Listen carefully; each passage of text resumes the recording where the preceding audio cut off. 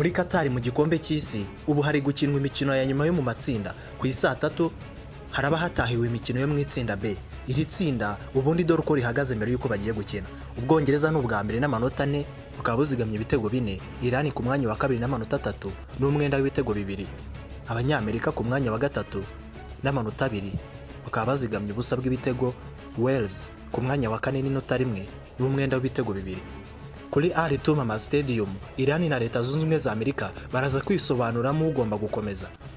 Uyu mukino kuwunganya bisobanuye gusezererwa kwa Leta Zunze Ubumwe za Amerika ndetse na Iran nayo igategereza ibiva mu mukino w'Abongereza na Wales. Ni umukino usa kuba ukomeye ku mpande zombi. Iran iraza ishaka gutsinda cyangwa se kunganya kuko bizeye ko byose bishoboka ko bazamuka. Kandi na Leta Zunze Ubumwe za Amerika nayo iraza ishaka iyi ntsinzi byanze bikunze. Kunganya ni ibikozwa. Imikino ibiri y'aya makipe ya mbere yo mu itsinda dore uko yitwaye. Umukino wa mbere Iran yatsinzwe n'Abongereza ibitego 6-2. Umukino wa kabiri Iran itsinda Wales ibitego 2-0. Ku ruhande rwa Leta Zunze Ubumwe za Amerika, umukino wa mbere banganyije na Wales 1-1 ndetse n'umukino wa kabiri banganye n'Abongereza 0-0. Iyi Leta Zunze Ubumwe za Amerika nta kosa irakora mu mikino yayo bamaze gukina. Umukino ubanza w'iki gikombe cy'isi nta kipe iba yifuza kuba yatakaza uwo mukino. Bakinaga basatira ariko banadefanda byibuza bashaka inota rimwe ku mukino wa mbere mu itsinda. Ni Leta Zunze Ubumwe za Amerika yitwaye neza ubwo yanganyaga n'Abongereza bari batsinze Iran ibitego 6-2. Icyo bari bakeneye ku mukino wabo n'Abongereza kwari ukunganya kandi barabibonye.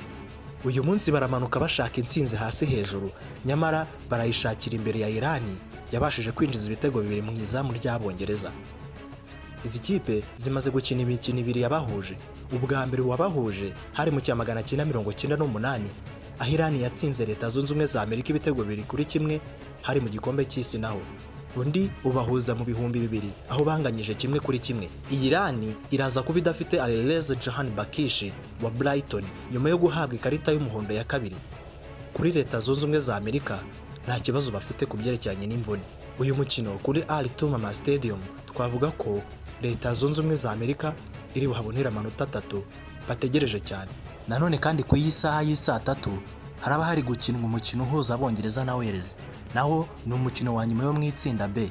Aya manota 3 y'uyu munsi Abongereza barayashaka cyane imbere y'iyi Wales isabwa gutsinda kandi gategereza ibiva mu mukino wa Iran na Leta Zunze Ubumwe za Amerika. Ubwongereza na Wales bamaze guhura inshuro 103.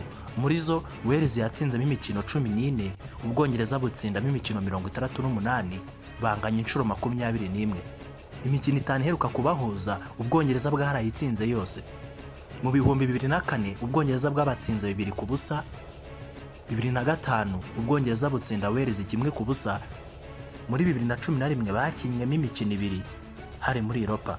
Uwa mbere Abongereza batsinze Wales ibitego 2-0, uwa kabiri Abongereza nanone bongera batsinda Wales igitego 1-0. Muri 2016 Ubwongereza bwongeye gutsinda Wales ibitego 2-1. Mu 2020 ejo bundi Ubwongereza bwongera gutsinda Wales ibitego 3-0 hari mu mukino wa gishuti.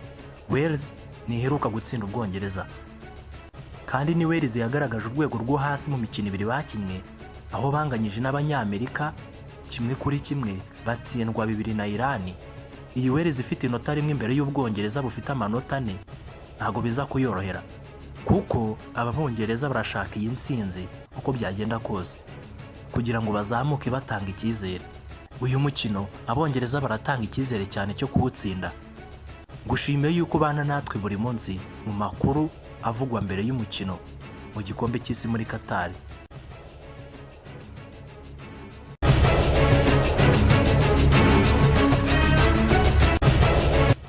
Muri Qatar mu gikombe cy'isi ubu hari gukinwa imikino ya nyuma yo mu matsinda. Ku isaa 3 haraba hatahiwe imikino yo mu itsinda B.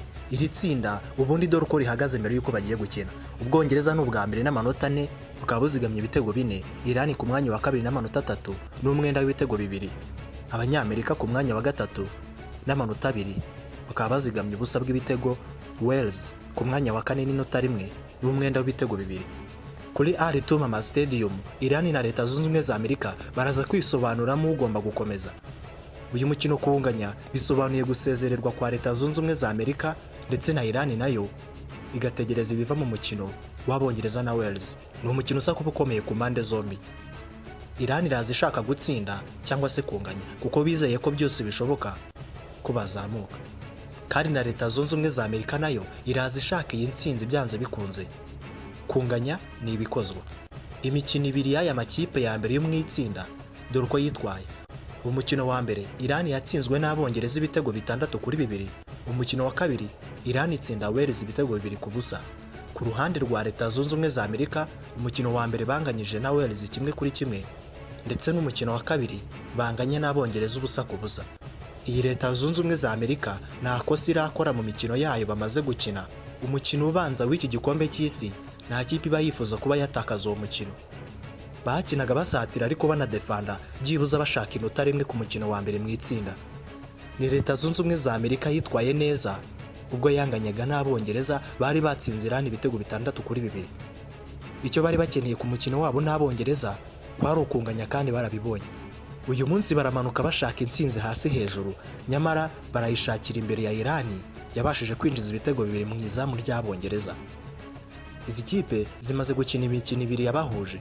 Ubwa mbere wabahuje hari mu 1998 aho Iran yatsinze Leta Zunze Ubumwe za Amerika ibitego 2-1 hari mu gikombe cy'isi, naho undi ubahuza mu 2000 aho banganyije 1-1. Iyi Iran iraza kuba idafite Alireza Jahan Bakishi wa Brighton nyuma yo guhabwa ikarita y'umuhondo ya kabiri.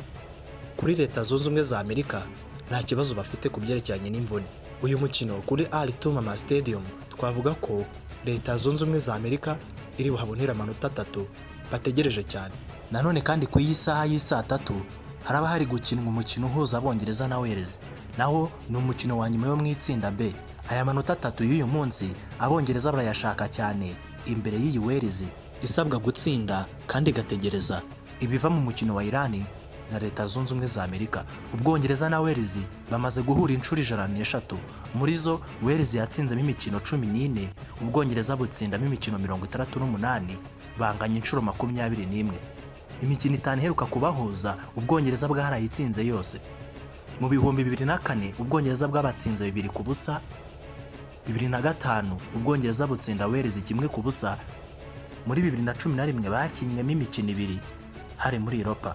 Uwa mbere Abongereza batsinze Wales ibitego 2-0, uwa kabiri Abongereza nanone bongera batsinda Wales igitego 1-0.